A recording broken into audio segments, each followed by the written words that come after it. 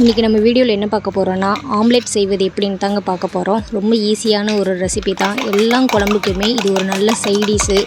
சாம்பார், ரசத்துக்கு எல்லாமே இது அட்டகாசமாக இருக்கும். நீங்களும் கண்டிப்பாக இந்த மாதிரி ட்ரை பண்ணி பாருங்கள். குழந்தைங்கள்லேருந்து பெரியவங்க வரைக்கும் எல்லாமே விரும்பி சாப்பிட்ற ஒரு சைடிஷ்ஷு.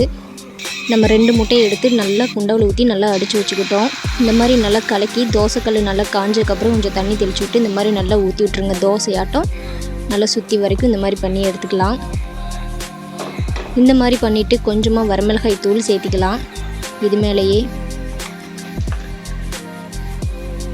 வரமிளகாய் சேர்த்ததுக்கப்புறம் கொஞ்சமாக லைட்டாக உப்பு சேர்த்திக்கலாம்.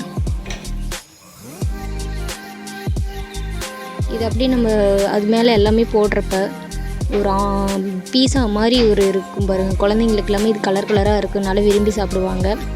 வெங்காயம் நல்லா பொடி பொடியாக நறுக்கி மேலே தூவி விட்டுறலாம். கொஞ்சம் கருவேப்பிலையும் மேலே தூவி விட்டுட்டு தக்காளி நான் பொடி பொடியாக அரிஞ்சு வச்சுருக்கேன். அது குட்டீஸுங்க எல்லாமே கொஞ்சம் விரும்பி சாப்பிடுவாங்க. மிளகா பொடி பொடியாக ஆரஞ்சு கலரில் அரிஞ்சு வச்சுருக்கோம். அந்த மிளகா